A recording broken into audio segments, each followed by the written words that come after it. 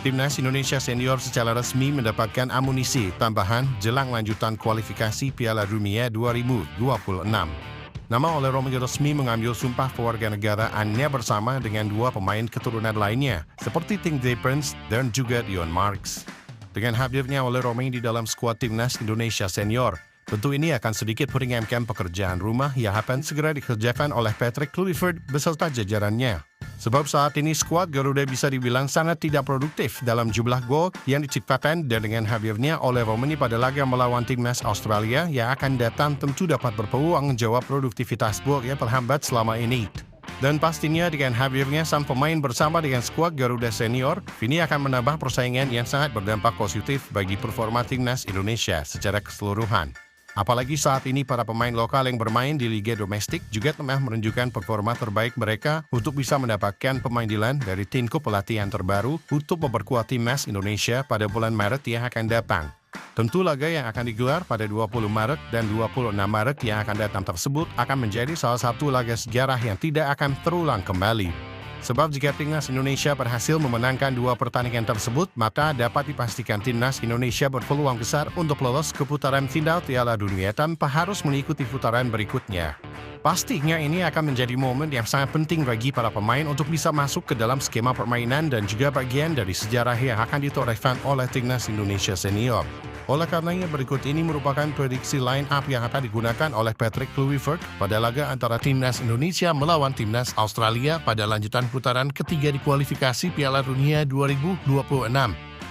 Seperti yang sudah diungkapkan sebelumnya, Alex Pastoor dipastikan akan menggunakan formasi dengan memasang 3 pemain belakang, 4 pemain gelandang, dan 3 pemain penyerang. Dengan posisi kiper tentu dipastikan akan diisi oleh Martin Paes dari FC Dallas. Martin Paes merupakan sosok penjaga gawang yang pastinya akan dipasang oleh tim pelatih selama belum terdapat penjaga gawang lain yang dapat mengalahkan performa dan postur tubuh idealnya. Martin Paes tentu akan masuk ke dalam skema permainan dari Alex Pastoor, mengingat dirinya juga memiliki kemampuan untuk melakukan pembangunan serangan dari sektor pertahanan. Pada formasi yang nantinya akan diterapkan oleh Alex Pastoor, pastinya terdapat kemungkinan terjadinya serangan balik cepat yang dilakukan oleh tim lawan. Oleh karenanya memasang nama sang pemain dapat menjadi opsi terbaik yang dapat dipilih mengingat ruflet yang dimiliki oleh sang pemain yang berada di atas rata-rata. Sejak debutnya bersama Timnas Indonesia pada laga melawan Timnas Arab Saudi, Martin Paes selalu menjadi sosok penyelamat garis pertahanan yang membuat Timnas Indonesia sangatlah sulit untuk bisa ditembus oleh tim lawan. Tentu jika tidak ada peran dari sang pemain, maka akan sangat sulit bagi Timnas Indonesia untuk memberikan perlawanan imbang pada setiap pertandingan yang ada di putaran ketiga ini.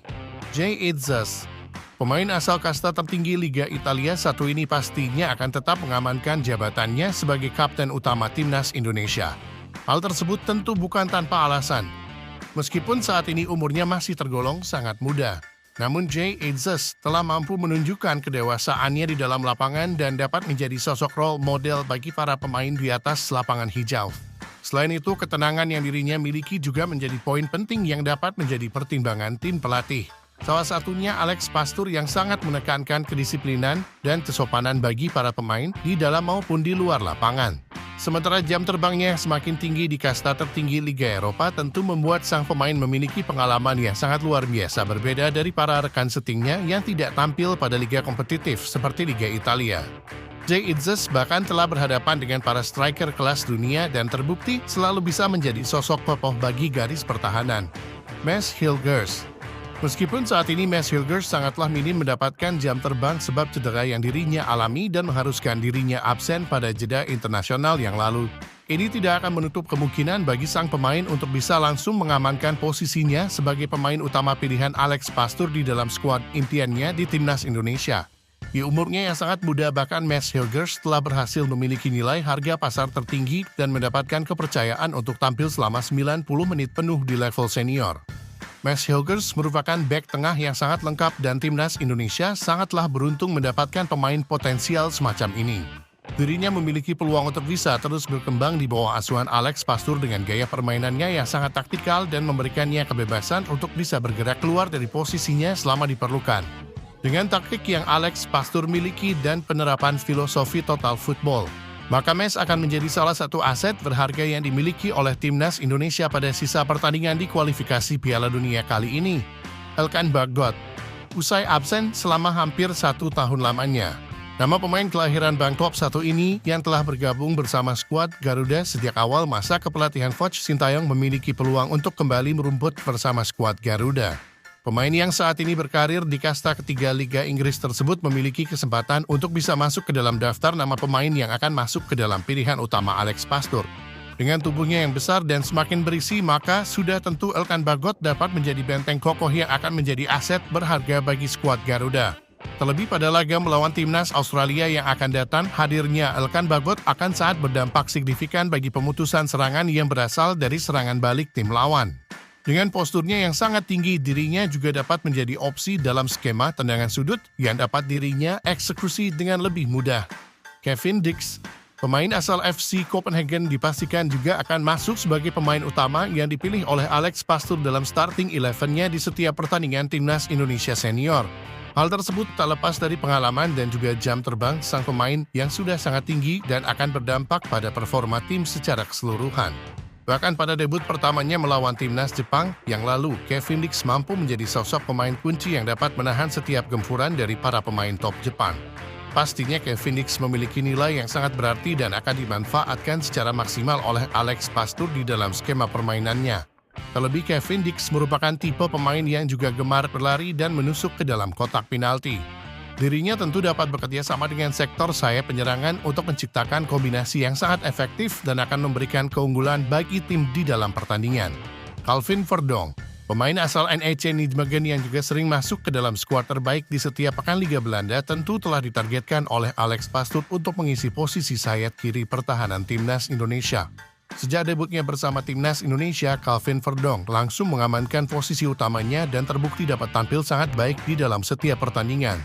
Bahkan Calvin Verdonk memiliki etos kerja yang sangat tinggi dan akan tetap berlari meskipun dirinya menghadapi cedera akibat kelelahan. Hal tersebut telah dirinya tujukan pada proses gol timnas Indonesia pada laga terakhir melawan timnas Arab Saudi yang lalu.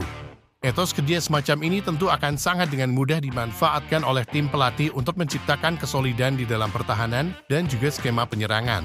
Hadirnya Calvin Verdonk di dalam skuad inti timnas Indonesia senior dipastikan akan memberikan dampak positif yang signifikan bagi performa skuad Garuda di dalam lapangan pertandingan. Jairo Riedwald, meskipun belum dapat dipastikan sang pemain benar-benar dapat tampil pada laga di bulan Maret yang akan datang. Namun nama sang pemain pastinya akan dipilih oleh Alex Pastoor jika menghadapi lawan yang sangat berat seperti melawan timnas Australia. Jairo merupakan sosok gelandang bertahan yang telah memiliki pengalaman dan jam terbang yang sangat tinggi di kasta tertinggi Liga Inggris. Berbekal pengalamannya yang tidak bisa dimiliki oleh setiap pemain di dalam skuad Garuda, tentu hadirnya Jairo akan memberikan dampak yang sangat positif di dalam pertandingan. Peran dari sang pemain merupakan jangkar pengangkut air yang dapat bergerak bebas untuk memotong setiap serangan balik dari tim lawan. Dirinya juga menjadi salah satu pemain yang nantinya akan terus berdiri di luar kotak penalti untuk menyambut bola muntahan ataupun situasi krisis seperti serangan balik cepat. Hadirnya sang pemain dipastikan akan menjadi salah satu hal yang dinantikan oleh para penggemar sepak bola tanah air. Tom Hay, pemain asal Almer City, nampaknya akan secara cepat beradaptasi dengan taktik yang nantinya akan diterapkan oleh Alex Pastoor di dalam setiap pertandingan. Tom Hay diprediksi akan menjadi salah satu otak di dalam lapangan yang akan mengatur serangan dan menciptakan pola permainan yang efektif di sektor tengah lapangan. Kemampuannya sebagai seorang pemain penghubung juga telah dirinya lakoni dan membuat dirinya dijuluki sebagai seorang profesor di dalam lapangan. Dengan kecerdasan yang dimiliki oleh Tom Hay, maka timnas Indonesia akan dapat dengan mudah melancarkan skema penyerangan yang efektif dan tepat sasaran yang akan berbuah keunggulan bagi skuad Garuda. Selain itu, Tom Hay juga merupakan pemain spesialis dalam tendangan bebas serta tendangan jarak jauh yang dapat dirinya manfaatkan di dalam pertandingan. Hadirnya sang pemain akan memberikan dampak positif dan angin segar bagi para pemain penyerang yang berhadapan langsung dengan penjaga gawang. Marcelino Ferdinand, Alex Pastoor dan Patrick Kluivert kemungkinan besar akan memainkan dua striker tengah jika sang pelatih ingin memanfaatkan peran bebas dari sosok wonderkid Indonesia satu ini. Marcelino Ferdinand yang merupakan sosok gelandang serang dapat dikatakan sangatlah nyaman untuk bermain sesuai dengan keinginannya dan berlari ke berbagai macam sektor penyerangan. Potensi yang telah dirinya tunjukkan pada laga melawan timnas Arab Saudi yang lalu sudah cukup membuktikan bahwa sang pemain memanglah layak untuk masuk ke dalam salah satu gelandang serang yang berperan sebagai sosok kreatif di dalam lapangan. Dengan dua pemain berpengalaman yang menjaga sektor tengah lapangan, maka Marcelino Ferdinand akan bisa jauh lebih fokus dalam melakukan skema penyerangan untuk timnas Indonesia. Tentu penampilannya di timnas Indonesia senior pada laga-laga selanjutnya akan ditentukan pada pertandingan melawan timnas Australia kali ini. Dan jika sang pemain dapat kembali menciptakan kontribusi, maka dapat dipastikan dirinya akan selalu dimainkan oleh tim pelatih di setiap pertandingan.